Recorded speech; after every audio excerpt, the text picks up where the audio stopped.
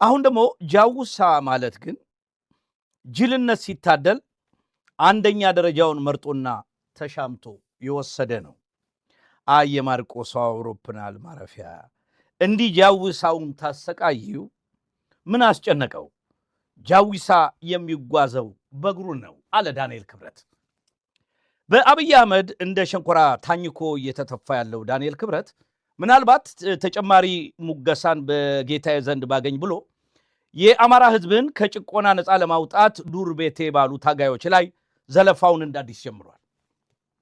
ብዙዎች የሳጥናኤል ክብሪት በሚል ቅጽል የሚጠሩት ዳንኤል ክብረት ራሱ የደነበረች ቆቅ መስሎ በራሱና በቤተሰቡ ሕይወት ላይ ሳይቀር ከጊዜ ወደ ጊዜ ሸምቀቆ እየጠበበ በመጣበት ወቅትም ጭምር ለጊዜውም ብቸኛ የእንጀራ ገመዱ የሆነችውን አውለብላቢት ምላሱን ከደበቀበት ጎሬ አውጥቶ መወናጨፍ ጀምሯል።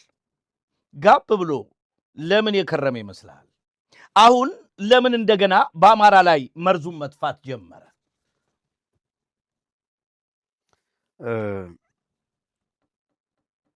የማን እንደነበረ አላስታውስም ያለው የድንክዬ ፖለቲካ የሚል አንድ መጣጥፍ የጣፈ አስታውሳለሁ። በአባባል ደግሞ አማርኛ ምሳሌያዊ አነጋገርና ሰምና ወርቅ በፈተና ላይ ምናምን ይመጣ ነበር አይደለ? ሰምና ወርቅ ምን ነው ፋኖስ የላችሁ ኩራዝ ብቻ ቤታችሁ የሚል አስታውሳለሁ። ምን ነው ፋኖስ የላችሁ ቤታችሁ ምን ነው ፋኖስ የላችሁ ኩራዝ ብቻ ቤታችሁ። እንዳለ ቤቱ ድንክዬ ነው ማለት ነው። ኩራዝ ብቻ ፋኖስ የለም።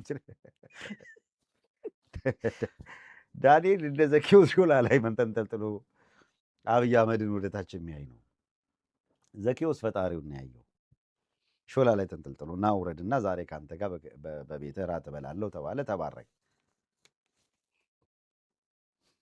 ዳንኤል የምትባል ዘኬዎስ ሩጣ ተንጠላጥላ በየቀኑ አብይ አህመድ እንዲያያት ትጮኻለች። ውረድ ቤት እገባለሁ ሊለው አልቻለም። አብይ አህመድ ጃዊሳ ይላል፣ ነገር ይላል፣ ይሰቃያል። ዳንኤል በዚህ ምሬት ማህበረሰብና አባል የነበረ ነው፣ ኦርቶዶክስ የነበረ ነው። በዚህ መጠን ኦርቶዶክስን እንዲጠላ ያደረገውን ነገር ለማወቅ በብዙ መልኩ ባለውለታው ናት ቤተክርስቲያኗ። እንደምንም እኮ ያው ማትሪክ እንደምንም ተቸግሮ ቱ ያመጣ ሰው ኮተቤ መምህራን ኮሌጅ ይገባ ነበር። ያን እንደው ቱ አንድ ሰሞን ለሴቶች 1.8 ነበር። ሴቶች በ1.8 ለወንዶች ደግሞ ቱ ካመጡ የመጨረሻው እርከን ማለት ነው። ዩኒቨርሲቲ መግባት ያልቻለ ሰው ወደ ኮተቤ መምህራን ኮሌጅ ሄዶ 4 ዓመትም 5 ዓመትም ሰልጥሎ መምህርነት ተቀጥሮ ይሰራል።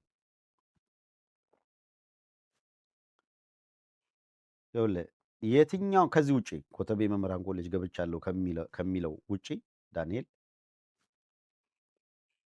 አንድም ቦታ ይሄን ተምሮ ይሄን አድርጎ የምትለው ሰው አይደለም። አንድ የትኛውም የአብነት ትምህርት ቤት በቤተክርስቲያን ውስጥ አልተማረም። አንተ አልተማርክም የማህበሩ ተላላኪ ነው ያሉትም እማማ ዝናሽ እውነታቸው ነው። ይሄ ሰውዬ ዲያቆን የሚል መጠሪያ አለ። መዋዘ ጥበባት ምናምን ያው ጳጳሳቱ 2 ቀን ያሞገሳቸውን ሰው እያወጡ ሽልማት መስጠት ይሄ በቃ የታወቀ ነው። 2 ቀን ሲያወድሷቸው መዋዘ ጥበባት ብያለሁ፣ መዋዘ ምናምን ብያለሁ ምናምን ብሎ መሸለም ነው። ግን ስርዓታዊ አይደለም። የቤተክርስቲያን ስርዓት ይሄን አያዝም። 2 የመጽሐፍ ቅዱስ ጥቅስ የጠቀሰን ሰውዬ መጋቢ አዲስ ይሉታል። ወንበር ይዘው ተምረው አዲስ ኪዳን ትርጓሜ ተምረው መጋቢ አዲስ ለመባል ማስመስከር አለባቸው። መጋቢ ብሉይ ለመባል ማስመስከር አለባቸው። 2 ቀን የብሉይ ኪዳን ጥቅስ ጠቅሶ ሲያስተምር የሰሙትን አፈቀላጤ መጋቢ ብሉይ ብለውት ቁጭ ይላሉ።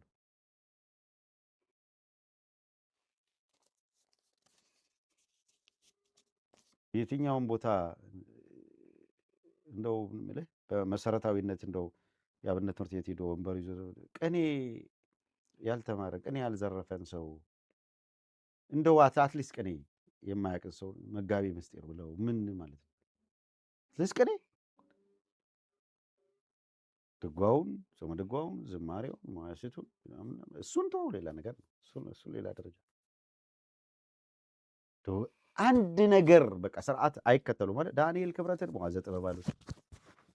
የማይገባውን አንድ ቀን ቀድሶ የማያውቅ ሰውዬ፣ ረድህ ሆኖ ቀድሶ የማያውቅ ሰውዬ ዲያቆን የሚባል ስያሜ የሰጡት። ከዛ ደግሞ ብድግ አድርገው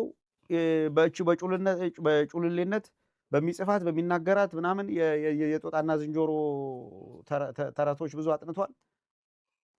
መለስ ድሮ በደንብ ይተርት ስለነበረ ዳንኤልን አጠገቡ አድርጎ እንደ መለስ ሊተርት ፈልጎ ነበረ። ሁሌ ጦጣና ዝንጀሮ ሲሆኑበት እሱ አብይም ተወው መሰለኝ። አንድ ሰሞን ከሱ እየተቀበለ ይተርት ነበር። አሁን ዳንኤል ትርጉሙን የማያውቀውም ምን ማለት እንደሆነ እየተሰቃዩ ነው። የሁለቱ ቃላት ሲምታቱ እኮ ታያለህ። ዳንኤል ጃውሳው ተሰቃየ። ደብረ ማርቆስ የአውሮፕላን ማረፊያ ተሰርቶ ገለመሌ ምናምን ይላል። አብይ አህመድ ደግሞ ደብረ ማርቆስ የመጣ ነው በአውሮፕላን ነው፣ በመኪና መምጣት አይቻልም፣ ተባብረን የመኪናውን መንገድ እናስከፍት እያለ ይናገራል እዛው መድረክ ላይ። ዳንኤል ተሰቃዩ፣ እነሱ ምንም አቅም የላቸውም ይላል። ጌታው አብይ አህመድ ደግሞ መንገዱ በሙሉ ተዘግቷል፣ የአውሮፕላኑን እኛ ከፍተነዋል፣ ይሄኛውን። በነገራችን ላይ እንደው ትርጉም ያለው ምናምን አይደለም የአውሮፕላን ምናምን ያለው አብረን እናየዋለን። እንደ አዲስ አበባ የመብራትና ብልጭልጭ በጎርፍ እየታጠበ እንዳለው 3 አውሮፕላን ካረፈ በኋላ ከዛ የተፈነቀለው ድንጋይ ቀንድ አውጣን እንቅፋት መቷት ሞተች የሚል ዜና ልትሰማውላት ትችላለህ። አብይ ወደ ደብረ ማርቆስ የሄደበት ዋነኛ ምክንያት ጎጃሞች ወይ ትግሬ ጠላታችሁ ነው ከኛ ጋር ዘመዱ ነው የሚል ማመልከቻ ለማስገባት ነው። የጎጃም ሕዝብ አንተ ከትግራይ ሕዝብ ልትቀርበን አትችልም የሚል መልስ ሰጥቶ ሸኝቶታል።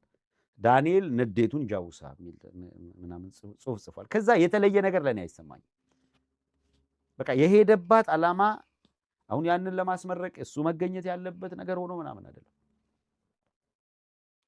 በስንት አጀብ ታጅቦ፣ በስንት ድሮን ታጅቦ፣ በስንት ሜካናይዝድ ታጅቦ ነው እዛ ሄደውና እችን መልእክት አስተላልፎ ከመመለስ የዘለለ ፋይዳ የሌለው አንድም ትርጉም ያለው ነገር ሊያመጣ የሚችልበትም አይደለም።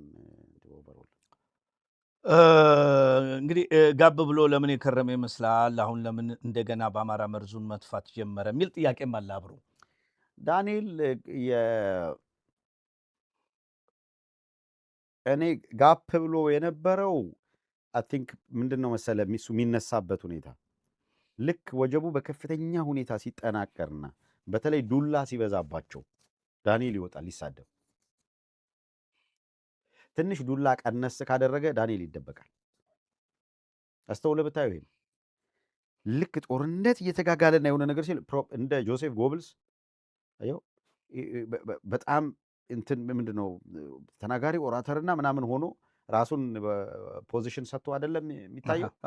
ሰው መምጣት ይፈልጋል። ከፊት ለፊት ሆኖ ቃል አቀባይ ሆኖ ተናጋሪ ሆኖ የጦርነትን የቀውስን ሂደት መምራት ይፈልጋል እና በዋነኛነት ብቅ የሚለው ጥቃት ባስተናገዱ ጊዜ በተለይ ዳንኤል የሚወጣው በዛ ጊዜ ዳንኤል ወጥቶ ጃውሳ ምናምን ብሎ ከተሳደበ የሆነ ክፍለ ጦር ፉት ተደርጓል ማለት ነው።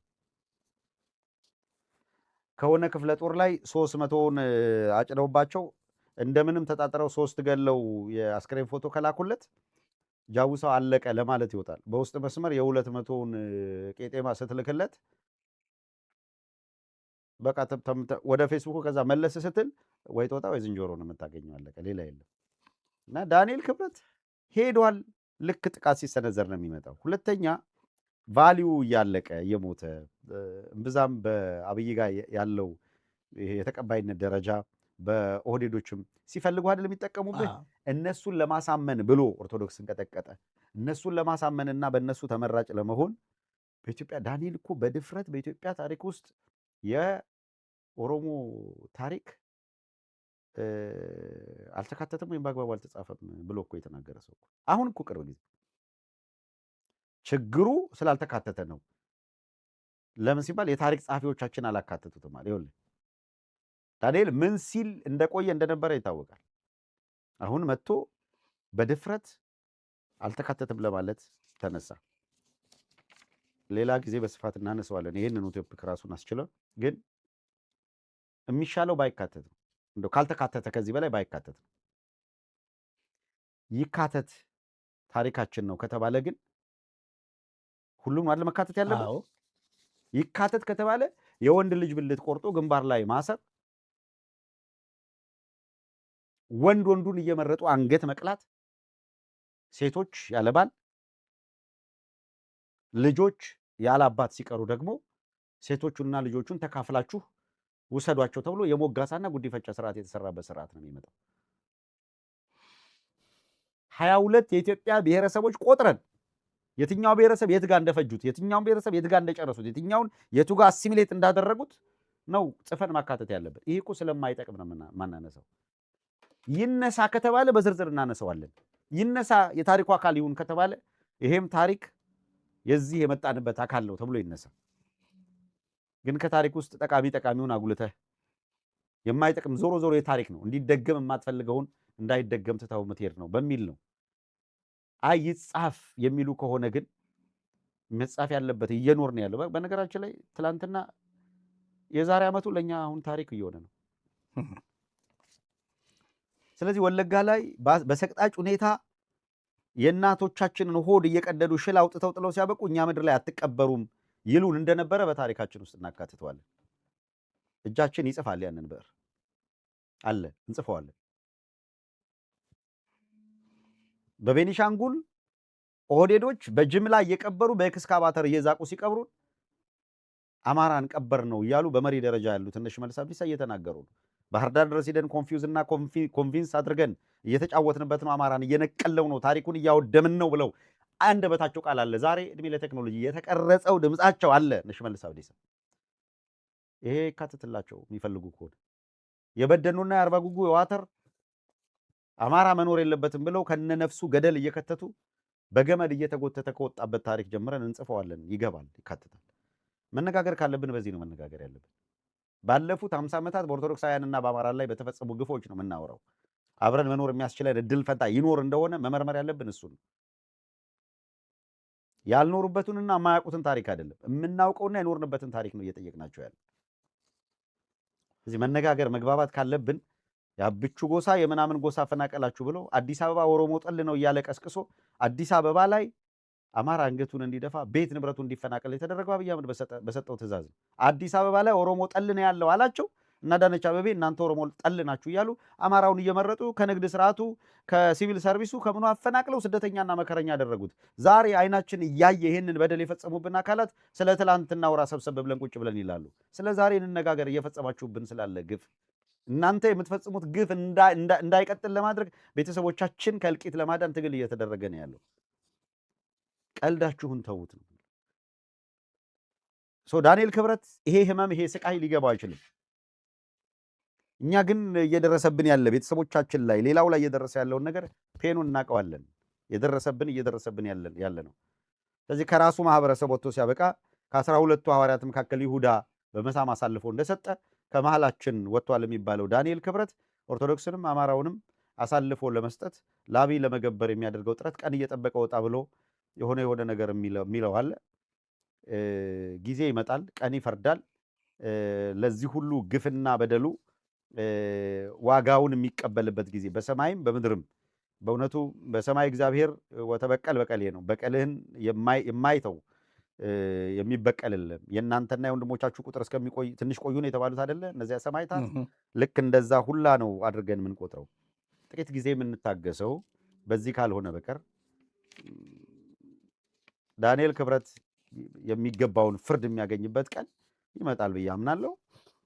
ምናልባት ግን እስከዛው ድረስ ማን ነው ይሄ በጣም ትልቁ ግዙፉ አበበ ባልቻ ነው የሚባለው አንድ አርቲስት አለ። አበበ ባልቻ አሁን እሱም ከስርዓቱ ጋር ተባብሮ እዛው ሸብረብ ቢል ሆነ እንጂ እንደው ቆራጥ ቢሆን ኖሮ ዳንኤልን አቅፋ አስገሳልን እንለው ነበር። እሺ አንድ ጥያቄ ነበረኝ። አጋጣሚ አብሮ ተመሳሳይ የሆነ ምላሽ ስለሰጠ መድገም ነው የሚሆነው። ብዙ ሰዎች የዳንኤልን መጨረሻ የነፃነት ታጋዮች ይህንን የዘራፊዎች መንግስት ሲያስወግዱ ለፍትህ መቅረቡ ግድ ነው ይላሉ። ብዙ ሰዎች የዳንኤልን መጨረሻ የነፃነት ታጋዮች ይህንን የዘራፊዎች መንግስት ሲያስወግዱ ለፍትህ መቅረቡ ግድ ነው ይላሉ። ሌሎች ደግሞ እሱም ሚስቱም ሻንጣቸውን ሸክፈው ከሀገር ለመኮብለል አመቺዋን ጊዜ ብቻ እየጠበቁ እንደሆነ ይናገራሉ። እንደገና ሌሎች ደግሞ ዳኒ እዛም የሚደርስ አይመስልም፣ የራሱ ጌቶች ቀጥፈው ይበሉታል። በጊዜው መንግስት ውስጥ እንኳን ጊዜ ጥርስ የተነከሰበት ነው። እንደ ባለስልጣናት ሳይሆን የሚቆጥሩት እንደ ሾካካ አለያም ጩ ሲባል እንደሚጮህ ውሻ ነው። እናም አንድ አመቺ ዕለት ልሳኑን እስከ ወዲያኛው አዳፍነው ባልታወቀ ምክንያት ሞቶ ተገኘ የሚል መርዶ ሊነግሩን ያቆበቆቡበት ራሳቸው ብልጽግናዎች ናቸው የሚሉም ከደህንነት ቢሮ ሚስጥር ያመለጣቸው እየተደመጡ ነው ያሉት። የአንተ አመለካከት ከዚህ አንጻር ምንድን ነው? ያው የስርዓት ገድገድ ሲል የስርዓት አገልጋዮች በየት በኩል እንዴት ወዴት መሸሽ እንዳለባቸው ማሰብ ያው ይታወቃል። እኔ ዳንኤል ክብረት መጨረሻ ላይ ሚስቱንም እንሂድ የሚላት አይመስለኝም። ባስ ያለ ነገር ሲመጣ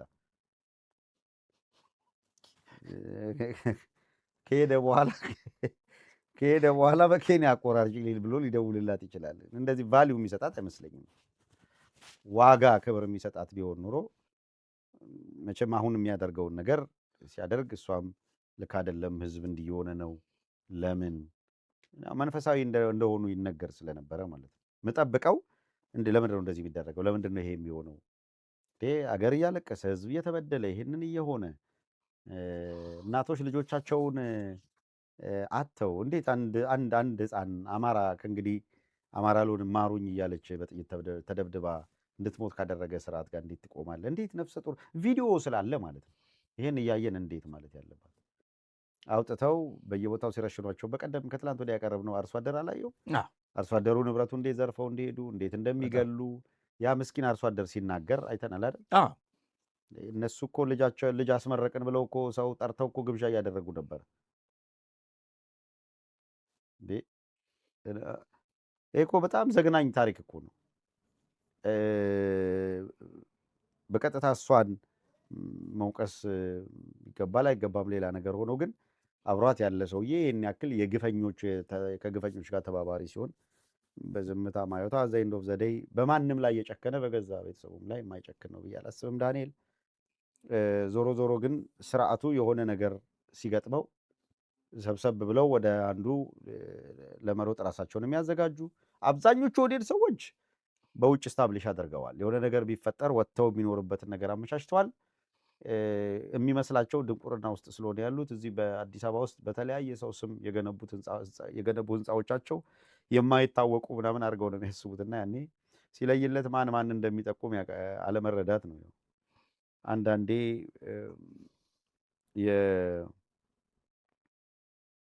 እቺ የዘመኑ ብልጥኛ ሆነናል የሚል ሌላውን ሁሉ እንደ ጅል እንደ ሞኝ ማየት ነገር እንደዛ አይነት ነገር እያየው ነው።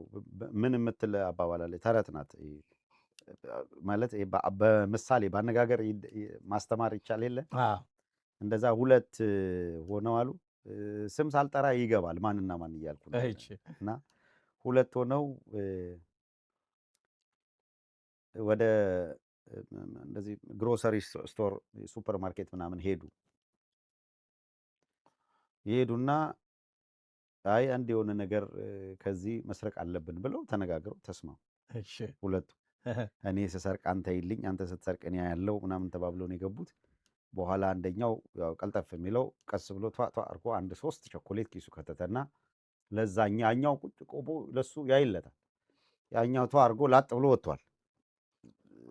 ይሄኛው ዞረና በቃ ወጥቶ የሄደው እኔ ወሰርኩት ይበቃል ብሎ ነው ብሎ ሄደ። ተከትሎት ሄደና ስንት ነው 3 ነው ወሰርከው አይደል እንካፈል አለው። ያማል እንዴ ሄደን ሁለታችንም አየት አድርገን ተጠባብቀን አንዳንድ የሆነ ነገር አንስተን እንውጣ ተባባልን እንጂ አንዱ ያነሳውን ለሁለት የሚባል ነገር የለም። እንደዛ አልመሰለኝም። እንደዛ ከሆነ ተመልሰን እንግባና ይወስዳሉዋል። እሺ ገቡ ተመልሰው ያ 3 ቸኮሌት ነው ይዘዋል። እዛ ያ አየት ታረገለት። ይሄኛው ሊያነሳ ነው ብሎ ሲጠብቅ ካሸሩ እዛ ፊት ለፊት አለ። እስኪና አንድ ጊዜ አለና ካሸሩን ጠራው። ምን ነው ሲለው አስማት ታውቃለህ አለ። አዎ እኔ አሁን አስማት ይሰራሉ። አስማት ትሰራለህ? አዎ እሺ አሳየኝ ሲለው እንግዲህ ተመልከቱ እኔ አስማት ይሰራሉ። ተመልከቱ ብሎ አንድ ቸኮሌት አነሳና ልጦ በላ። ምንድነው የታለ አስማቱ? ጠብቅ አለ። አሁንም ይሰራሉ አለ። አንድ ሌላ ቸኮሌት በላ።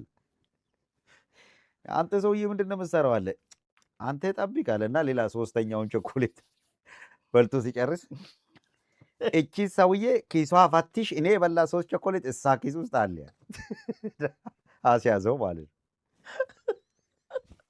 አሁን ኦህዴዶች በጣም ብልጥነት በሚሰማቸው ብአዴኖች ላይ የሚሰሩት እንደዚህ ነው። ልዩነቱ ግን ምንድን ነው? ሁሉም ብአዴን ስለሚመሽ ሽመልስ አብዲሳ ኮንፊውዝም አረግን ያለው በዚህ ነው። አየህ አሁን ባህር ዳር ሄደን ኮንቪንስ አረግን ኮንፊውዝ አደረግን ያለው ማንን ነው? ብአዴንን አይደለ? እንደዚህ ነው በቃ ፈትሻት ይችን ያገኘውን ፈትሻት ሲል ውስጧ ቸኮሌት ተገኘ። አረቄውን አልጠጣም ቸኮሌትን ይበላሉ ይላል። አረቄውን ላገኘው የአማራ ሕዝብ ሁሉ እንደ አገኘው መስሎ ይታየዋል። እንዳገኘው እንደነ ተመስገን ጥሩነህ መስሏቸው እነሱን እንደዚህ እየተጫወቱባቸው። ከነዛ መካከል ዳንኤል የምትባል ድብኝትም ከዛ የዘለለች አይደለችም። ለጊዜው ፊር እያለች ነው። እነ ሽመልስ አብዲሳ አሁን ለጊዜው ጢባጢቤ የተጫወቱባት ነው። መጨረሻዋን ግን አብረን እናየዋለን። ተጠየቅ በሰገነቱ እልፍኝ